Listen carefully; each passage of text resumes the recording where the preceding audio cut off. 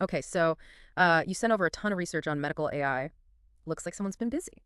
Yeah, there's so much happening in this field right now. It's incredible. It really is. I mean, we've got AI that can diagnose rheumatoid arthritis, analyze CT scans for tumors, even predict health outcomes from your glucose monitor data. And that's just scratching the surface. It feels like every day there's a new breakthrough. Exactly. And that's what makes this deep dive so exciting. We're really going to unpack some of these incredible advancements. Looking forward to it. So let's start with something that really caught my eye. This paper on Henkin RAV1. Oh, yeah, that one's fascinating. Right. I mean, we all know large language models or LLMs are being used for like everything these days, but this one is designed specifically for traditional Chinese medicine and focuses on rheumatoid arthritis. It's a really unique application, and they trained it on this really interesting data set called HQ-GCM-RAC1. Which pulls from both ancient Chinese medical texts and modern clinical studies. So you're bridging this gap between centuries-old wisdom and modern data analysis. Exactly, and the results are pretty amazing in some cases. Henkin RAV1 is actually outperforming experienced TCM practitioners. Wow, that's pretty mind-blowing when you think about it. I mean, could AI actually become like a primary diagnostic tool in TCM? It's a big question, and it's one that we're going to have to grapple with as these AI models become more sophisticated. Absolutely. But it's not just about TCM, right? This idea of LLMs understanding complex medical language that's important across all areas of medicine. Definitely. And this paper on MEDSAGE really highlights why that's so crucial. They're tackling the challenge of automatic speech recognition errors. Ah, those little glitches that happen when a computer tries to transcribe spoken language. Right. And in a medical context, even a tiny error could have huge consequences. For sure. So how does MedSage address this problem? They're using LLMs to generate synthetic dialogues, Mhm. complete with simulated ASR errors. So it's like giving the AI a crash course in deciphering messy doctor's notes. I like that, a crash course in chaos. Exactly. You got to prepare the AI for the real world and all its imperfections. Makes sense. Now let's switch gears a bit and talk about how AI is being used to analyze medical images.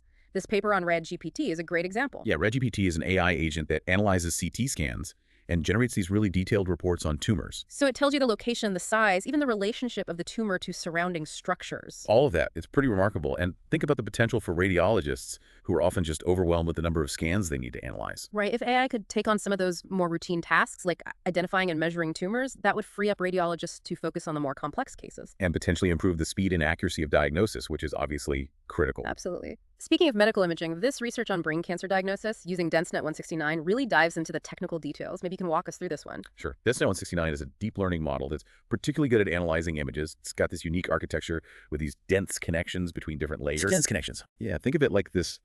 The model is looking for these very subtle variations in the MRI scan. Things like shape, texture, intensity, and these dense connections help it piece together a more complete picture of what's happening in the brain. Interesting. And they're also using those explainable AI techniques to make sure they understand what the AI is focusing on. Exactly. They're using things like GradCam plus ScoreCam and LayerCam to visualize which parts of the image the model is using to make a prediction. I love that because it means it's not just a black box giving us an answer. We can actually see what the AI is thinking. Transparency is key, especially in healthcare where we're dealing with people's lives. Okay, so we've seen how AI can analyze medical images and text. But what about something as simple as your glucose monitor data? This research on Gluformer is just wild. Oh yeah, Gluformer is a game changer. It's a foundation model that can analyze continuous glucose monitor data and predict all sorts of health outcomes. So from something as simple as your glucose levels, it can predict things like your risk for diabetes. Even more than that, it can predict your individual response to different foods. Imagine having an AI model that's trained on your unique data. It's like having a virtual health coach that knows you better than you know yourself. That's incredible. It is, and it's just a glimpse of what's possible with AI in healthcare. So much potential, but also a lot of challenges to consider as we move forward with these technologies. Absolutely. We need to be thoughtful and responsible in how we develop and deploy these AI tools. For sure. We'll dive into some of those challenges and ethical considerations in our next segment. Looking forward to it. It's exciting stuff, but with all this talk about AI's incredible potential, we also need to be aware of the challenges, right? Especially when it comes to something as sensitive as medical data. Absolutely. This paper on unconditional latent diffusion models and memorization really dives into that. I was actually a little bit freaked out when I read this one. Yeah, it's definitely something to be aware of. These models are incredibly powerful for generating synthetic data. Which is great for training other AI systems and protecting patient privacy, right? Yeah, in theory.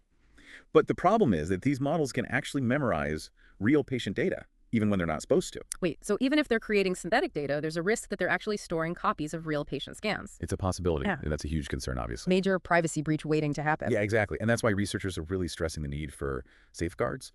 Things like data augmentation, smaller model architectures, larger data sets. Anything to minimize the risk of memorization. Right, because the potential consequences of a privacy breach in this context are just enormous. Absolutely. So it's not just about developing these powerful AI tools, it's about using them responsibly. Couldn't agree more. And that brings us to another crucial aspect of responsible AI development trust. Right, and this paper by Ellis Solomon and Krista Awad really digs into that. Yeah, they're looking specifically at the challenges of building trust and dependability in MEDOT applications. So we're talking about all these connected devices in healthcare wearable sensors, smart implants, all that stuff. Exactly. And the question is, how do we make sure that the data flowing through these networks is secure and that the AI systems making decisions are reliable and transparent? Because if we're going to be relying on these systems to make life or death decisions, we need to know that they're trustworthy. 100%. And that's not just a technical challenge, it's also an ethical one. Totally. And even with the best security and ethical frameworks in place, there's still the challenge of getting enough high-quality data to train these AI models. Oh yeah, that's a big one. But this paper on Scale AI offers a really promising approach. So what's their secret sauce?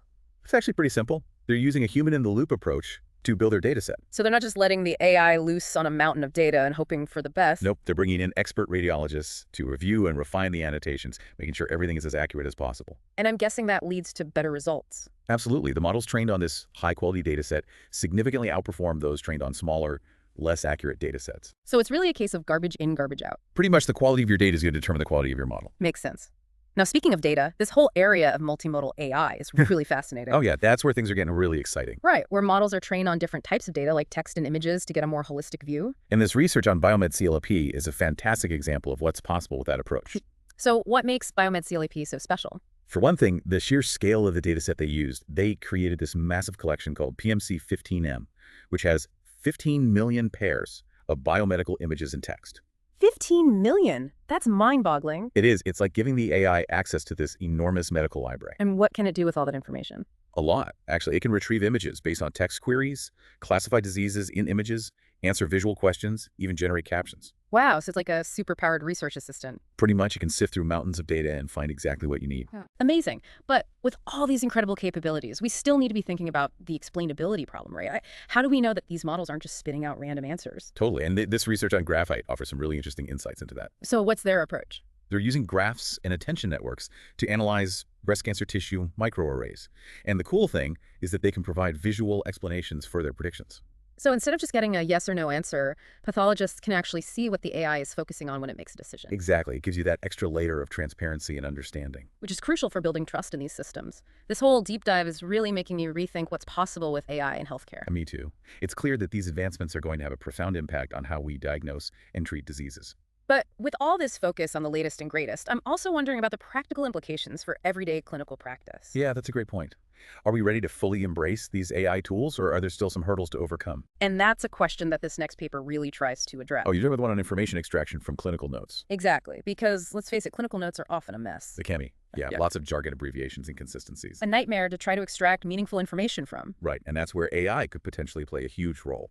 So this research basically compares different approaches to information extraction using large language models. They're looking at things like named entity recognition and relation extraction, which are essential for pulling out key information. And I'm guessing they're comparing the newer, more powerful LLMs to the more established models like BERT. Exactly, and the findings are really interesting. The LLMs actually outperformed BERT in many cases, especially when there wasn't a lot of training data available. But there's a catch, right? Yeah, the LLMs are much more computationally expensive, and they're slower than BERT. So it's a trade-off between performance and practicality. Exactly, and it really highlights the need to carefully consider which AI tool is best suited for the task at hand. There's no one-size-fits-all solution in the world of AI. Nope. You got to choose the right tool for the job and be aware of the limitations of each approach. It's about finding that sweet spot between human expertise and artificial intelligence. Absolutely, and that's something we need to keep in mind as we continue to explore the potential of AI in healthcare. Now let's shift gears a bit and talk about some of the more innovative and forward-looking applications of AI that are really pushing the boundaries of what's possible. One project that really stood out to me was GlamSign. I mean, it's not directly about diagnosis or treatment, but it shows how AI can be used to tackle those accessibility issues in healthcare. Yeah, GlamSign is all about creating this multimodal data set for the Greek language, combining lip reading with sign language. So it's making healthcare more inclusive for deaf and hard of hearing individuals. Exactly. Imagine the impact this could have in clinical settings, allowing for more effective communication between patients and providers. That's a really powerful application of AI. It's not just about fancy algorithms, it's about making a real difference in people's lives. Couldn't agree more. And speaking of pushing boundaries, this research on explainable diagnosis prediction using neurosymbolic methods is really fascinating. Neurosymbolic methods, that sounds pretty intense. It's basically combining the power of neural networks with symbolic reasoning. So you get the predictive power of deep learning with the transparency and explainability of more traditional AI systems. Exactly. It's like getting the best of both worlds. So how does that actually work in practice? Well, they demonstrate this approach in a case study on diabetes prediction. They use a neurosymbolic model to analyze patient data and predict the likelihood of developing diabetes. And are they able to achieve good accuracy with this approach? Yeah, they do. And the really cool part is that they can also provide these really clear insights into the model's decision-making process. So clinicians can actually see how the model is arriving at its predictions, which factors it does, considering which rules it's applying. Exactly. It's all about making the black box a little less black. Transparency is key, especially when you're dealing with something as sensitive as healthcare decisions. But AI isn't just being used for diagnosis and prediction, right? It's also playing a huge role in analyzing all that biomedical text data that's out there. Oh yeah, absolutely.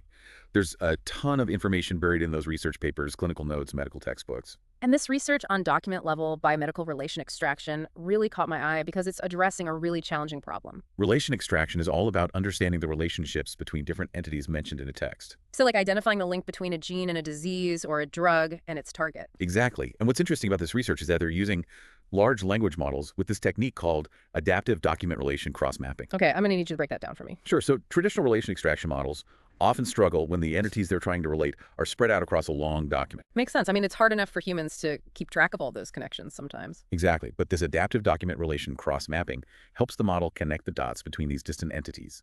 It understands how they're related, even when they're not mentioned in the same sentence. So it's like giving the AI a more sophisticated understanding of context and language. Right. And they're also using this technique called retrieval augmented generation with concept unique identifiers, which helps narrow down the search for relevant information. It's amazing how much progress has been made in this field. I mean, we've covered so much ground today, from AI that can understand ancient medical texts to models that can predict health outcomes from your glucose levels. It's mind-blowing, and it's really just the beginning. As AI continues to evolve, we can expect even more groundbreaking applications in healthcare. It's an exciting time to be following this field, for sure. But as we embrace these powerful technologies, we also need to proceed with caution, right? Absolutely. We need to make sure that these AI tools are developed and deployed responsibly and ethically, with a focus on equity and accessibility. We need to make sure that everyone benefits from these advancements, not just a select few. That's the goal, and it's going to require collaboration between researchers, clinicians, policymakers, and patients. It's a team effort, for sure. Well, this deep dive has been incredible. I've learned so much about the amazing potential of AI in healthcare. Me too. It's clear that this technology has the power to transform how we diagnose, treat, and understand diseases. But it's up to us to make sure that it's used for good to improve patient care and make healthcare more equitable and accessible for everyone. Couldn't have said it better myself. Well, that's all the time we have for today's deep dive, but if you're as fascinated by this topic as we are, we've included links to all the research papers we discussed in the show notes. So feel free to dive deeper and explore these groundbreaking discoveries for yourself. Until next time, happy deep diving!